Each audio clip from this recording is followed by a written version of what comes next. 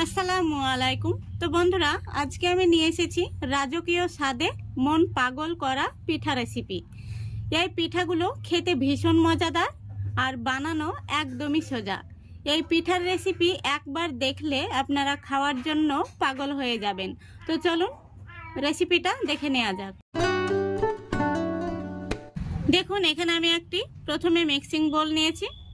এবার নিয়ে নিচ্ছি 2 কাপ আতপ চালের গুঁড়ো, দিয়ে দিচ্ছি স্বাদ মতো লবণ। এবার দিয়ে দিচ্ছি হাফ কাপ কোরানো নারকেল। এই পিঠার মধ্যে নারকেলটা দিলে ভীষণ মজাদার লাগে। তারপরে দিয়ে দিচ্ছি 1/4 কাপ গুঁড়ো দুধ। এবার এই শুকনো উপকরণগুলো আমি হাত দিয়ে খুব ভালো করে মিশিয়ে নিচ্ছি।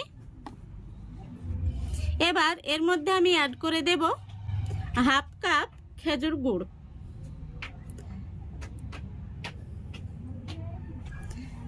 এবার খুব ভালো করে আমি হাত দিয়ে মেখে নেব। তো বন্ধুরা, এই পিঠাটা আপনারা একবার হলেও বানিয়ে দেখবেন। একবার খেলে এই পিঠার ফ্রেন্ড হয়ে যাবেন। দেখুন, খুব ভালো করে চালের গুঁড়োটা মেখে নিয়েছি। এর মধ্যে আমি এখন দিয়ে দেব 2 টেবিল চামচ মতো তরল দুধ। দুধটা দেওয়ার পরে আমি আবারও খুব ভালো করে মেখে নিচ্ছি। দেখুন, খুব ভালো করে আমি মেখে নিয়েছি। এবার এইভাবে 2 হাত দিয়ে ঝুড়ো ঝুড়ো করে নিতে হবে, যেন এই চালের গুঁড়োর মধ্যে কোনো রকম দলা পেকে না থাকে। দেখুন, চালের গুঁড়োটা অনেকটাই ঝুড়ো ঝুড়ো হয়ে গেছে। এবার আমি হাতটা পরিষ্কার করে নেব, তারপরে পিঠাগুলো তৈরি করে নেব। পিঠাগুলো তৈরি করার জন্য এখানে আমি একটি খাপ নিয়েছি, আর খাপের মধ্যে প্রথমবার একটু তেল ব্রাশ করে নিচ্ছি, যাতে পিঠাগুলো খুব সহজেই ছেড়ে যায়। এবার এই খাপের মধ্যে আমি দিয়ে দিচ্ছি 1 টুকরো চেরি, আর দিয়ে দিচ্ছি চীনা বাদাম ভাজা। বাদামের খোসাগুলো আমি ছাড়িয়ে নিয়েছি। এই দেখুন, এতে করে পিঠাগুলো দেখতে সুন্দর লাগবে আর খেতেও ভালো লাগবে। এবার আমি চামচ দিয়ে তুলে তুলে পিঠার জন্য এই চালের গুঁড়োটা দিয়ে দিচ্ছি। এইভাবে চামচ দিয়ে চেপে চেপে দিতে হবে, যাতে পিঠার শেপটা খুব সুন্দর আসে। এই দেখুন, এইভাবে চেপে চেপে শেপ দিয়ে নিতে হবে। তারপরে এইভাবে তালুর মধ্যে পিঠাটা বের করে নিতে হবে। দেখুন, পিঠাটা কত সুন্দর হয়েছে। একটি পিঠা কিন্তু তৈরি হয়ে গেল। আমি আপনাদের আরও একটি পিঠা তৈরি করে দেখিয়ে দিচ্ছি।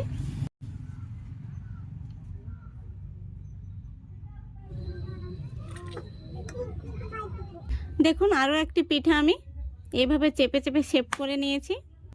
দেখুন, আরও একটি পিঠা তৈরি হয়ে গেল। একইভাবে আমি সবগুলো পিঠা তৈরি করে নেব। বন্ধুরা, কয়েকটা পিঠা আমি এই খাপ দিয়ে বানিয়ে নিয়েছি।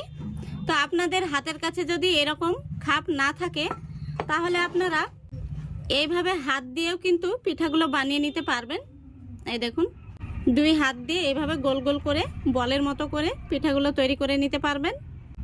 এটা কোনো রকম কিন্তু ছাঁচ ছাড়াই তৈরি করে নিতে পারবেন। পিঠার মধ্যে একটি করে আমি চেরি টুকরো দিয়ে দিচ্ছি, পিঠাগুলো যাতে দেখতে সুন্দর লাগে সেই জন্য। আমি এইভাবেও কয়েকটা বানিয়ে নিচ্ছি। এটা আপনাদের সুবিধার্থে আমি দেখিয়ে দিচ্ছি। হাতের কাছে কোনো রকম কুকি কাটার অথবা খাপ না থাকলে আপনারা এইভাবে বানিয়ে নিতে পারবেন।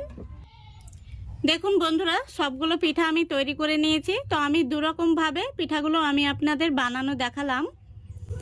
এবার আমি এখানে একটি ছিদ্রযুক্ত থালা নিয়েছি। এই থালার মধ্যে আমি একটি পাতলা সুতি কাপড় দিয়ে দিচ্ছি। এবার এর মধ্যে আমি পিঠাগুলো সাজিয়ে দেব। আমি একটি একটি করে পিঠাগুলো সাজিয়ে দিচ্ছি।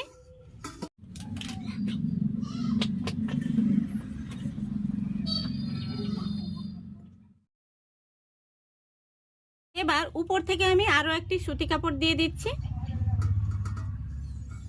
এই দেখুন, পিঠাগুলো কিন্তু একদম ভাপে দেওয়ার জন্য রেডি।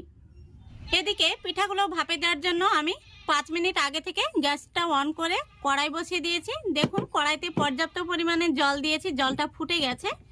এবার আমি পিঠার থালাটা বসিয়ে দিচ্ছি। তারপরে আবারও আমি ঢাকনা দিয়ে দিচ্ছি। দেখুন, ঢাকনার মধ্যে যে একটি ফুটো রয়েছে সেটাকে আমি একটি কাগজ দিয়ে বুজিয়ে দিচ্ছি।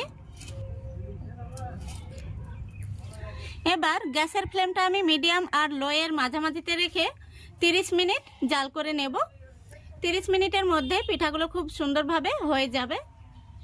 দেখুন বন্ধুরা, 30 মিনিট হয়ে গেছে, পিঠাগুলো খুব সুন্দরভাবে কিন্তু সেদ্ধ হয়ে গেছে।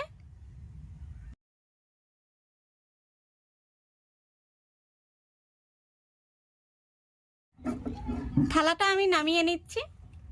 দেখুন ওই পিঠাগুলো তুলে নিয়ে আমি অবশিষ্ট পিঠাগুলো আবারও ভাপে বসিয়ে দিচ্ছি।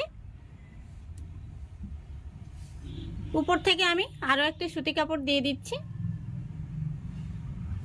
এই পিঠাগুলোকেও একইভাবে আমি ভাপিয়ে নেব। দেখুন পিঠাগুলো একদম রেডি হয়ে গেছে। পিঠাগুলো দেখতে কিন্তু অসাধারণ হয়েছে আর খেতেও হয় দারুণ মজার। এই দেখুন, এই পিঠাগুলো আমি হাতে বানিয়েছি, কোনো রকম ছাঁচ ছাড়াই। আর এই পিঠাগুলো আমি খাপ দিয়ে বানিয়েছি। দেখুন পিঠাগুলো দেখতে কত সুন্দর হয়েছে। দেখতে যেমন সুন্দর হয়েছে, খেতেও হয় এই পিঠাগুলো মজাদার। তো এই পিঠাগুলো আপনারা দেখলেই কিন্তু খাওয়ার জন্য পাগল হয়ে যাবেন। তো একবার হলেও এই পিঠাগুলো আপনারা বাড়িতে বানিয়ে দেখবেন। পিঠাগুলো আমি ভেঙে দেখিয়ে দিচ্ছি। দেখুন কত সুন্দর হয়েছে, একদম পারফেক্ট তৈরি হয়েছে।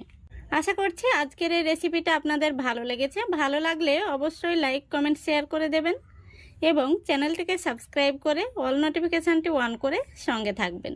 আজকের মতো এখানেই বিদায় নিচ্ছি। সবাই ভালো থাকবেন, সুস্থ থাকবেন। খোদা হাফেজ।